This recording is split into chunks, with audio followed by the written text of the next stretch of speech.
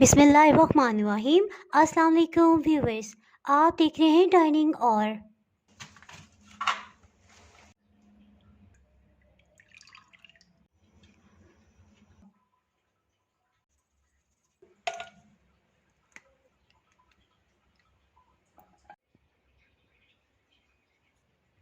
जी, आज मैं आपसे ऑरेंज डिलाइट की रेसिपी शेयर कर रही हूँ और टूथपिक की मदद से इस तरह से इसको फैला देंगे, इससे खूबसूरती आ जाएगी। अगर मेरी वीडियोस अच्छी लगी तो लाल सब्सक्राइब को क्लिक कर दें। साथ में ये जो बेल का आइकॉन है इसको क्लिक कर दें। इसको क्लिक करने से आपको मेरी हर नई वीडियो का नोटिफिकेशन सबसे पहले फ्री में मिलेगा। बिस्मिल्लाहिर्रहमानिर्रहीम जी, रेसिपी को स्टार्ट करते हैं। जी, इस सीज़न में संतरे बहुत ही मीठे मिल रहे हैं तो मैंने सोचा क्यों ना इससे कोई डिज़र्ट बनाया जाए। संतरे को ले लेंगे, संतरे को कटिंग कर लेंगे।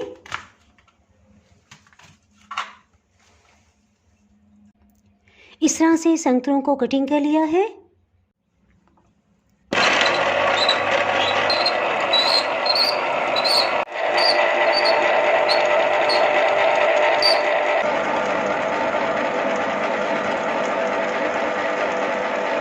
ऑरेंज जूस तकरीबन 1 कप की मिकदार में बन गया है।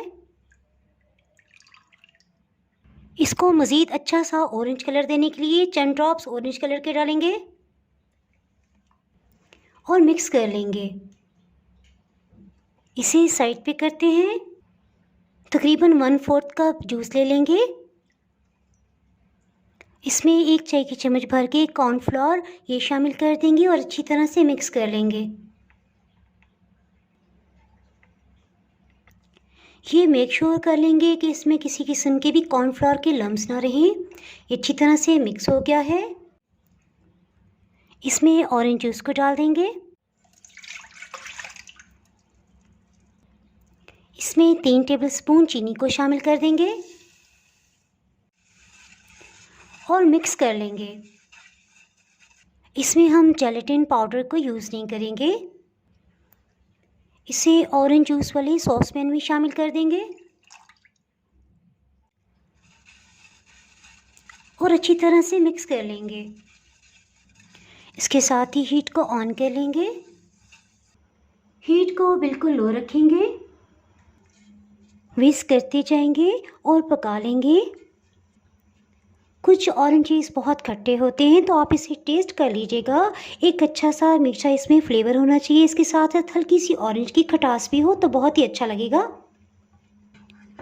ऑरेंज जूस का पल्प भी सब इसमें शामिल है। इसको मैंने छाना नहीं है। बस इसके लिए यही टिप है कि इसको लो हीट पे पकाएंगे। कॉर्नफ्लोर की वजह से आहिस्ता आहिस्ता ये गाढ़ा होने लग जाएगा और इसको कितना गाढ़ा करना है ये मैं आगे आपको बताऊंगी। 2 मिनट के बाद आहिस्ता आहिस्ता ये गाढ़ा होता जा रहा है। ये बॉइलिंग पॉइंट पे आ गया है।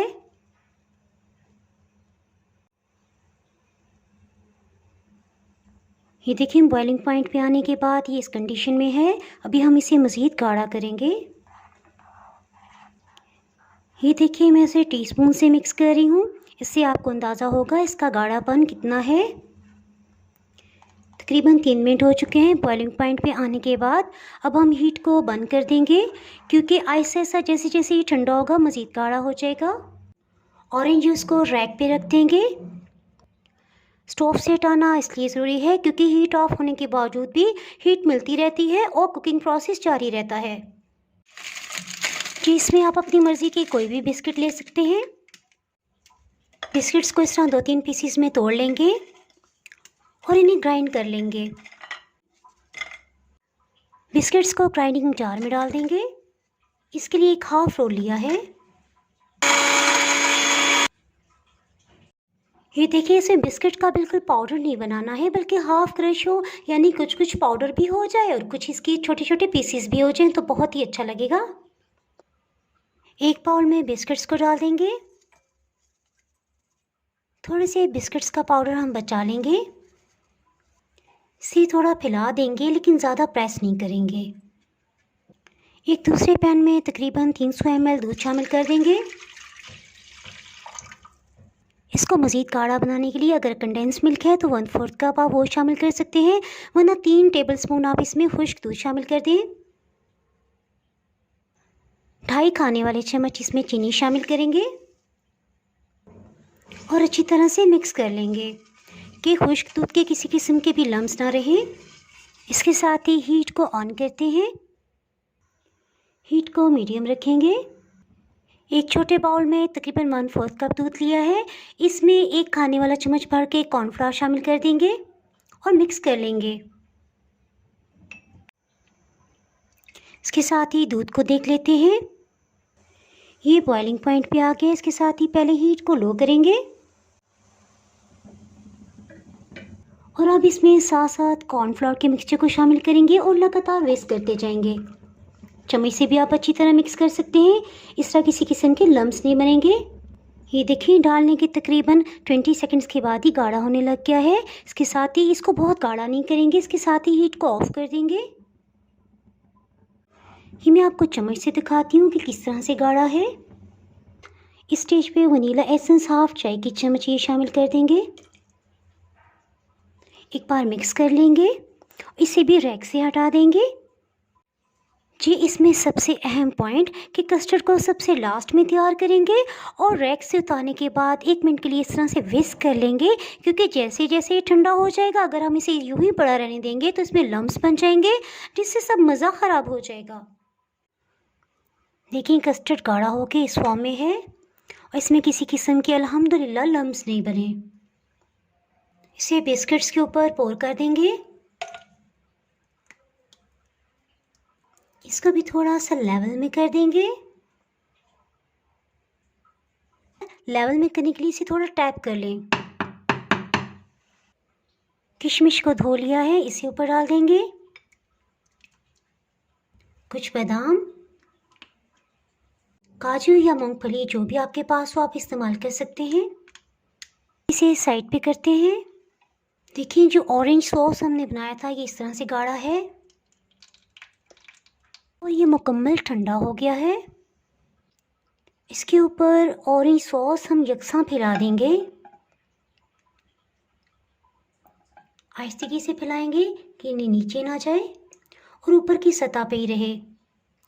इसके लिए देखिए बॉल के किनारों पे हम डालते हुए इसको फैलाते जा रहे हैं।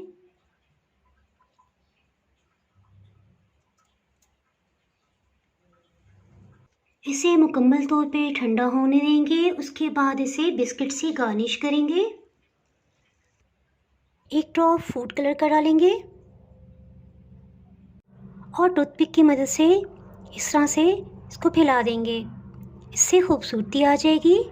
इसी तरह फूड कलर का ड्रॉप यहाँ डालेंगे और इसको फैला लेंगे।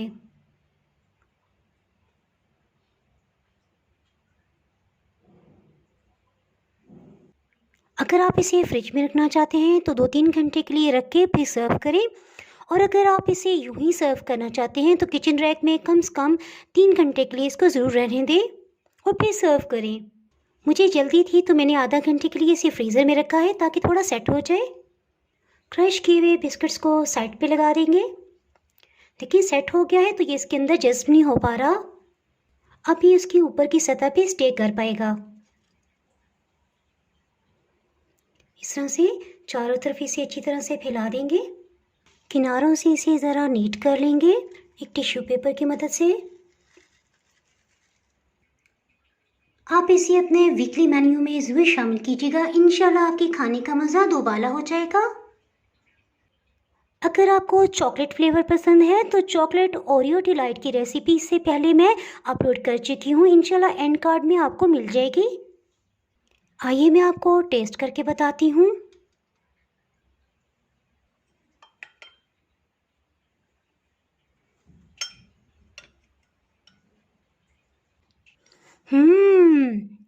यकीन जाने ऑरेंज का इतना ज़बरदस्त फ्लेवर और ड्राई फ्रूट्स के मज़े के साथ मज़ा ही आ गया।